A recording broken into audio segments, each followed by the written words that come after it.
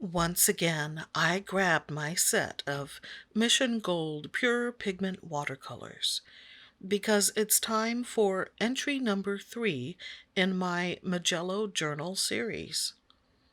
After exploring Mission Gold's Red, Brown, and Viridian, I wanted to play with something a little more purple.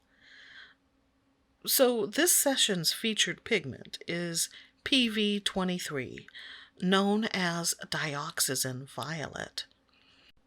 But I really want to call it Darkwing Purple because, well, you'll see a little bit later.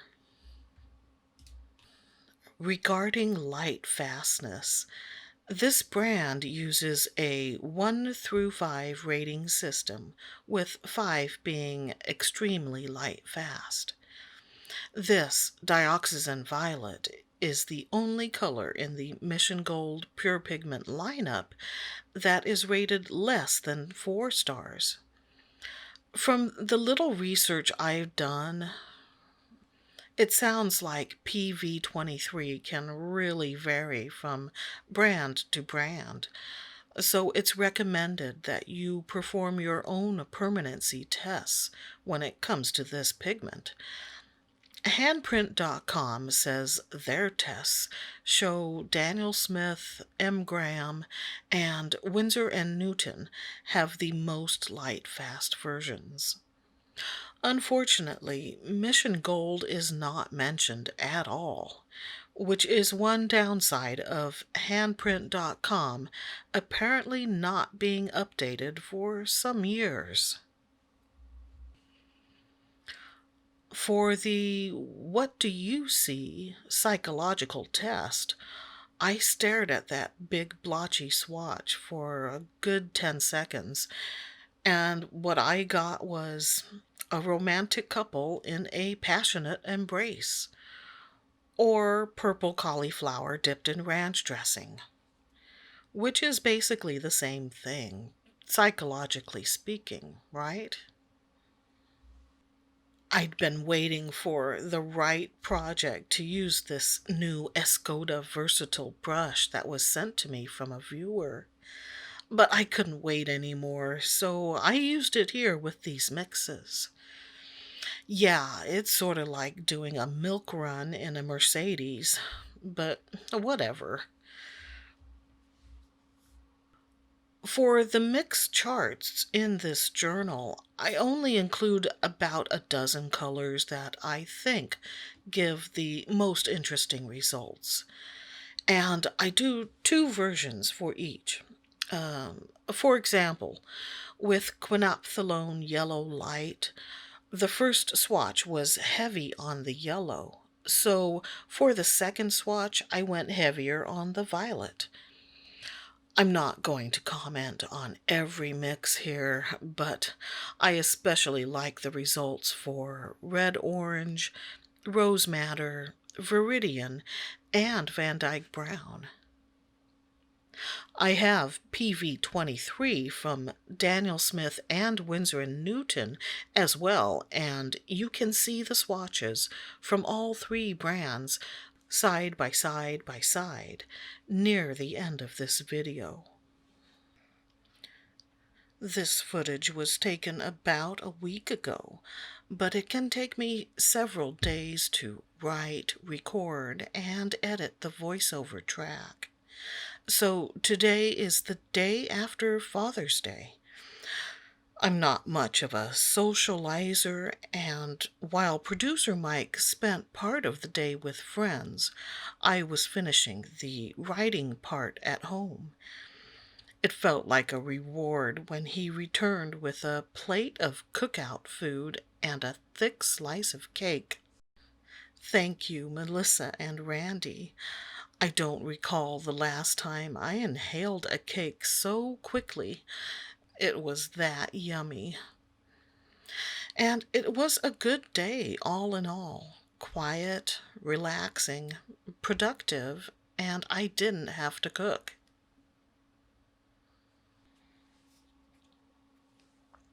The brushes used here are a couple of Princeton Aqua Elites. They are made with synthetic Kolinsky sable, and I really like using them. They keep their shape well and lay down paint evenly. And this is a B 100% cotton watercolor journal. It's 140-pound cold pressed in the 8 by 8-inch size. Their availability is currently spotty, unfortunately.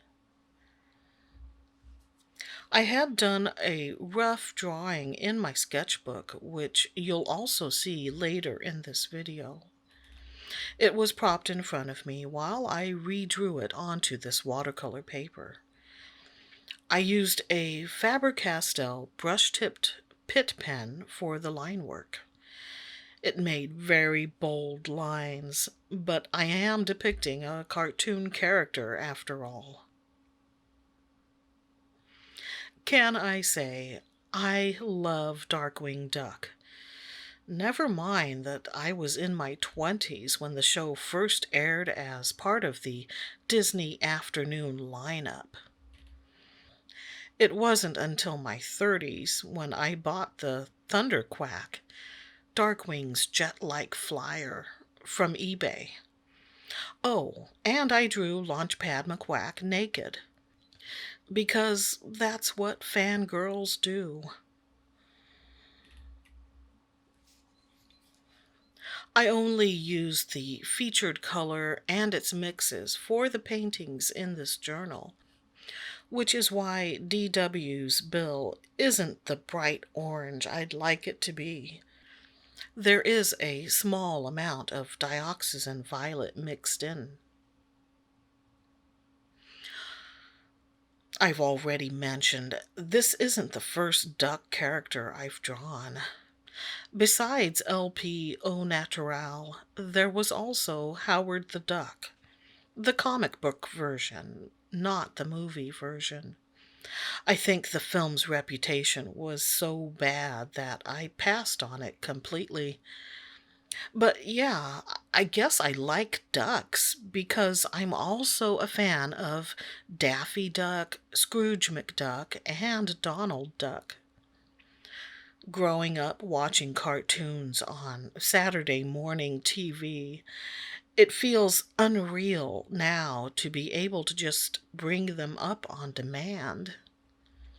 Back then, we were at the mercy of whoever selected which Warner Brothers cartoons were shown in that hour of assorted Looney Tunes.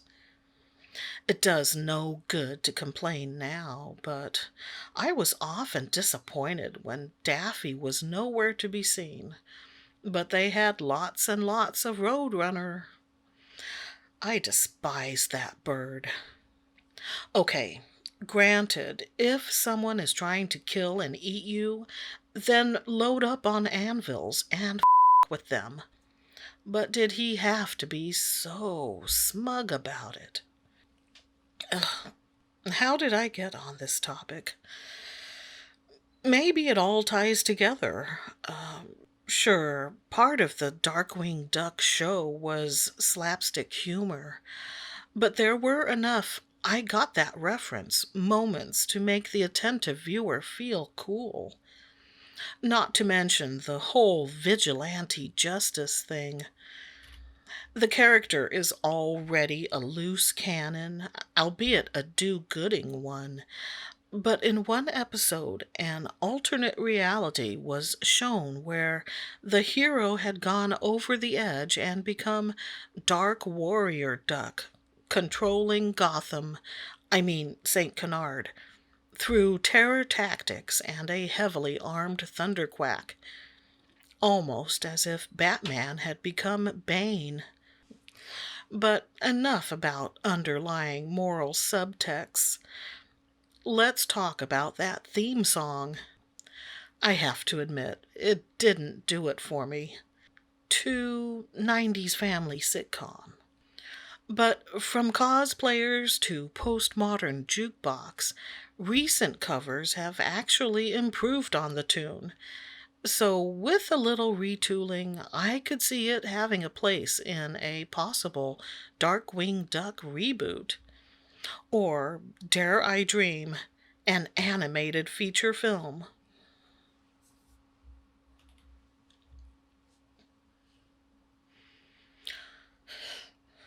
I thought a more sketch-like look might work, so I went in with a Pigma Micron pen. I think that's the '08 size. I don't generally like to use those on cold-pressed paper since I doubt it can be good for either the pen or the paper, but I hoped this largest nib of the set would be okay. It still seemed to struggle a bit. Some cold pressed papers are more textured than others, so it's not always easy to predict the results.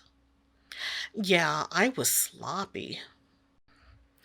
As an aside, I just want to take a moment to say, hey, subscribers, commenters, and viewers who've been hitting like on these videos, thank you. If I didn't suspect the term was cringingly outdated, I'd call you rock stars right now. I don't know what the hip equivalent is, but the sentiment is there. Sometimes, while working on a piece, there comes a point where I just want it finished already. As things were looking kinda rough, I took some bleed-proof white to it, with my smallest Neptune brush, hoping to make it more defined, at least the outline. Not sure if that was a good idea or not, really.